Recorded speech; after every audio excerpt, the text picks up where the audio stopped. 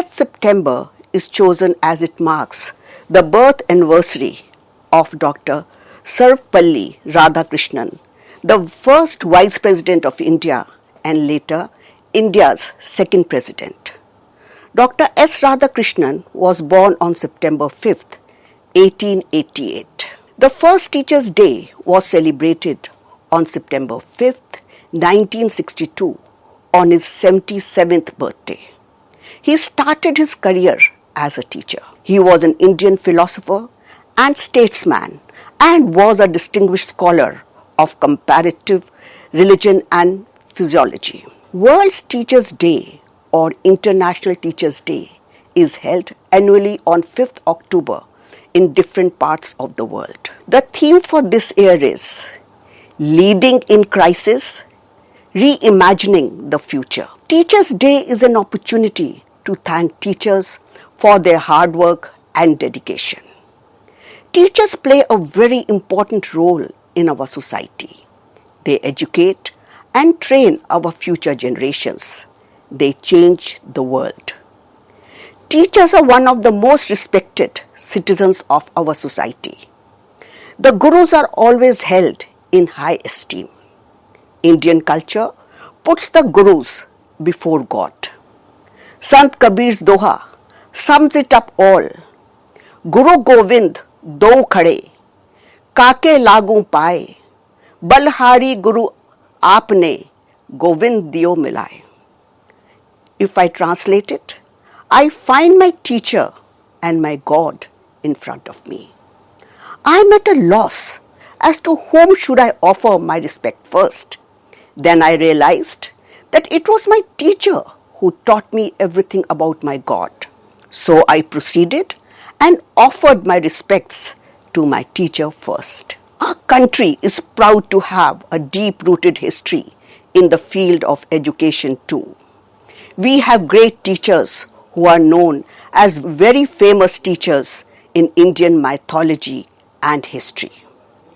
Today, I wish to apprise my younger generation of teachers of their glorious heritage. A society without an understanding teacher is a body without a soul. But who lightened the candle of education and knowledge first? Who is the first teacher? What is the origin of all the teachers of society? Who is Adi Guru? Who is the first teacher in Hindu mythology? Adi Guru, the first teacher or the supreme master, the person who started the teacher discipline lineage. As per Hindu mythology, Lord Shiva is the Adi Guru. The origin of yoga, dance, art, Ayurveda, and many other areas has been Lord Shiva.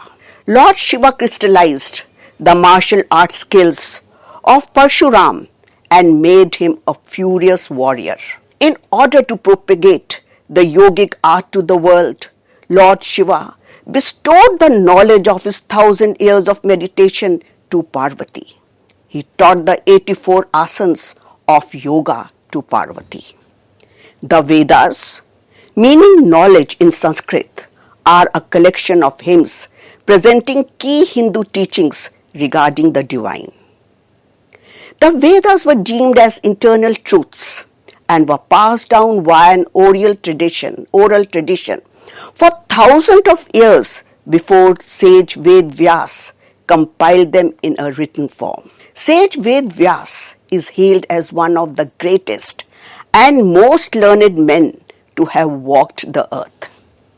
In addition to compiling the Vedas, Ved Vyas is credited for compiling other most prominent, influential spiritual texts of Hinduism, including the 18 Puranas and the world's largest epic poem, the Mahabharata. And it is believed that as he narrated the tale, Lord Ganesh wrote the mighty book.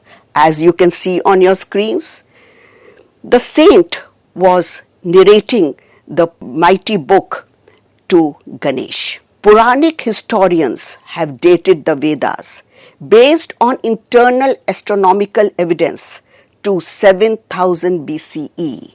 Here BCE stands for before current era, that is 9000 years ago. The events of Ramayana to 5000 BCE, that is 7000 years ago, and the Mahabharata war at Kurukshetra to 3000 BC, that is 5000 years ago. Composed in Vedic Sanskrit, the Veda text constitutes the oldest layer of Sanskrit literature and the oldest scriptures of Hinduism.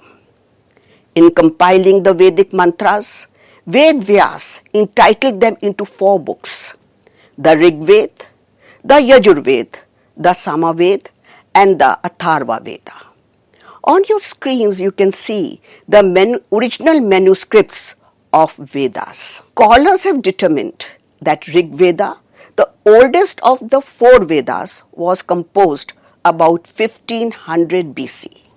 It is one of the oldest known complete religious texts that has survived into the modern age. On your screens, again you can see the manuscript of Rig Veda, which is a scripture of Hinduism, which is dated back to 1500 BCE. And this manuscript is present in the British Library, London. The birthday of Ved Vyas is rightly celebrated as Guru Purnima Day. On this day, the pupils worship their spiritual gurus for imparting their knowledge for living a happy life. On your screens again you can see a Shishya seeking blessings of his Guru on Guru Purnima Day. Let us now discuss the ancient Gurukul system of education in India, which is very rich. History of Indian education system is a very popular topic in schools. There were basically 3 types of schools in ancient India: Gurukuls, councils, and tapasthali. In Gurukuls, the teacher and students lived together for imparting knowledge and life skills. It was basically an amalgamation of textbook and practical education on various facets of life. In councils, various experts were called to shed knowledge gained by them on specific topics.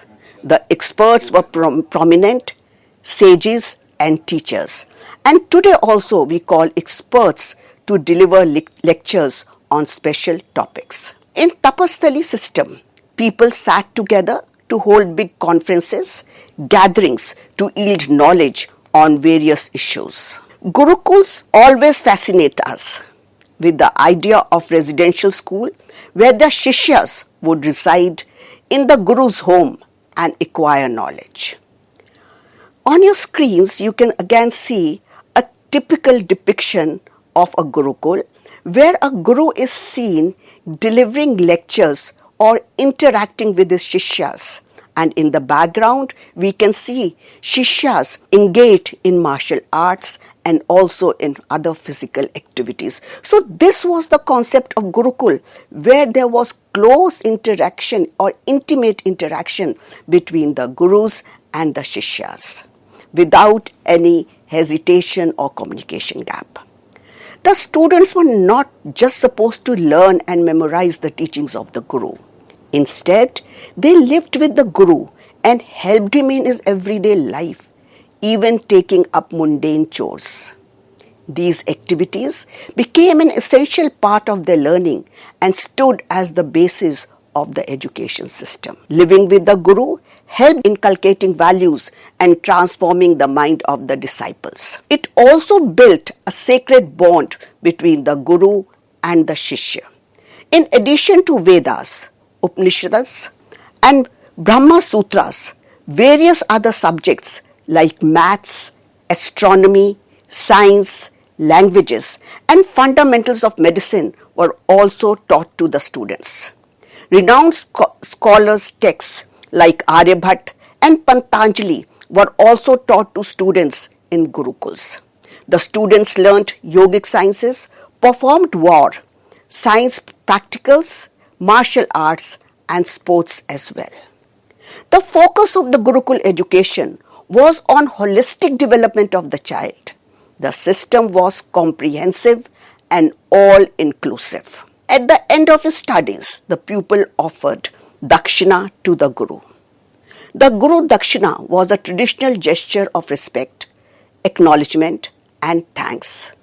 The pupil also undertook any special task assigned by the teacher.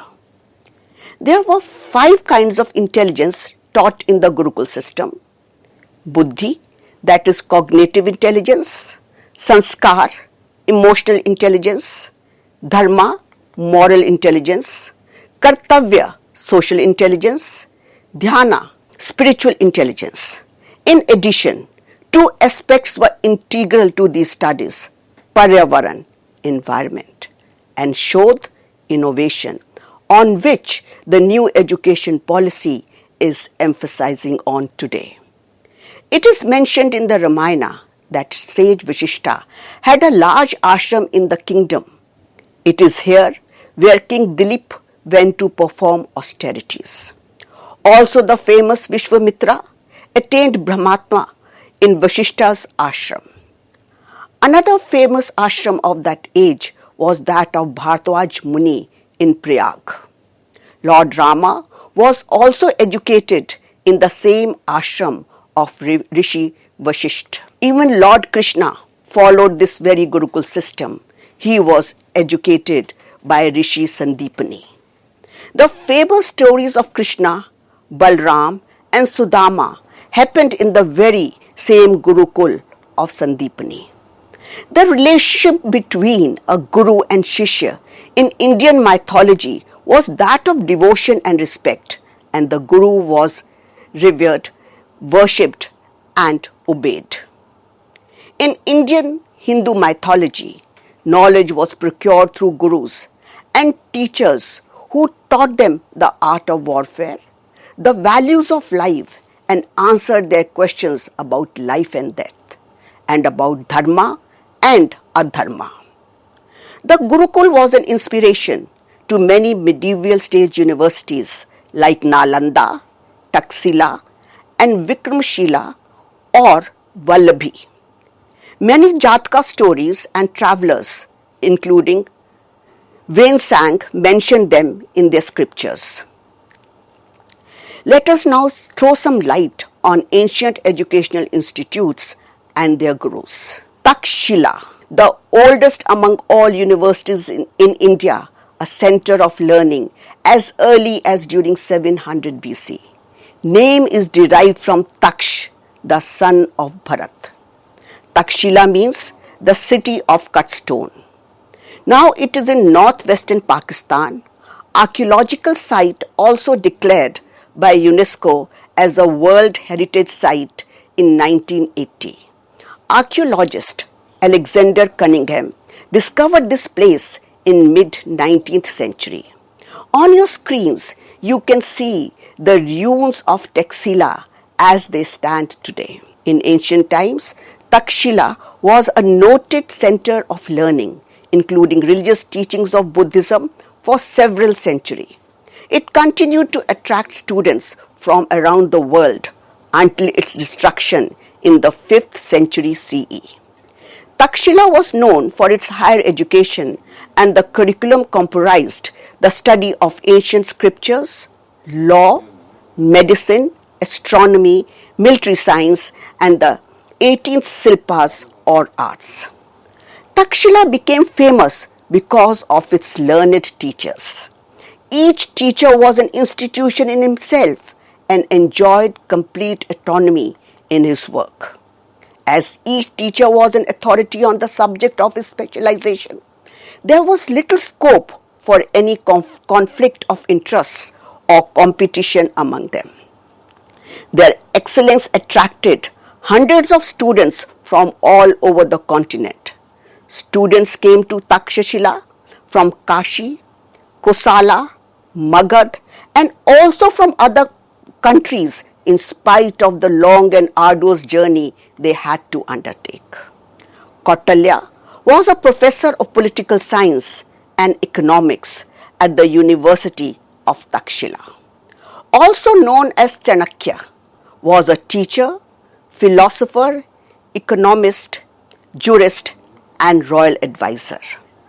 He is the author of the ancient Indian political and economic treatise, the Arthashastra. He also wrote Niti Shastra. Chanakya was the professor and mentor of Chandragupta Maurya. I like to discuss with you another legendary professor, Panini. He was an expert in language and grammar and authored one of the greatest works on grammar called Astdaini Charak. The father of Indian medicine also taught and practiced Ayurveda there.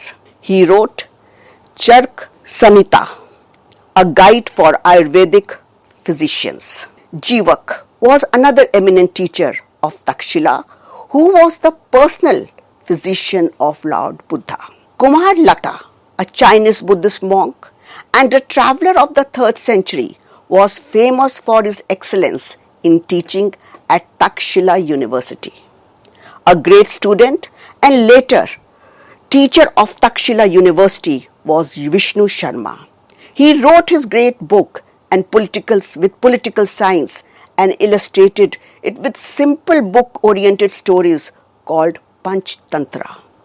That is the 5 techniques with tales and fables.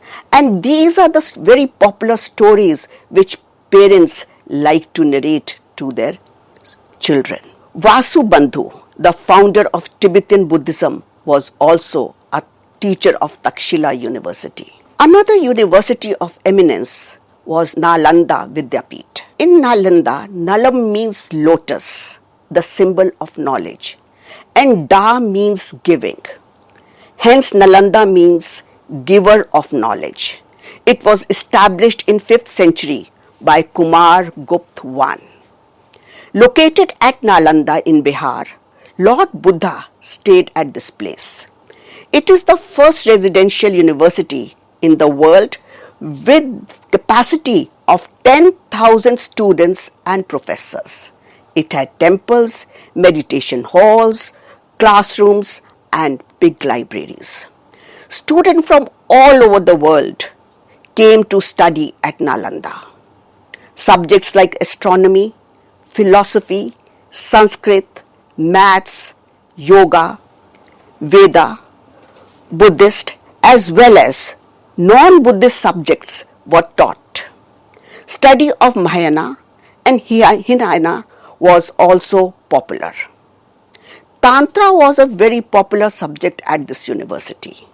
Tantras deal with the use of mystic syllables and words as well as magic.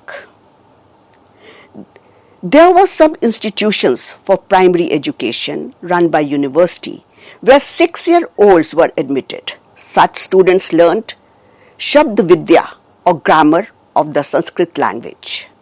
The names of famous teachers associated with Nalanda are Nagarjuna, Vasubandhu, Dinaga, Padma Sai Bhava, Shanta Rakshita, Aryadeva, Rahul Bhadra, Asanga, Jayadev, Chandrakirti, Dharampala, Prabha Mitra, and Jina Mitra.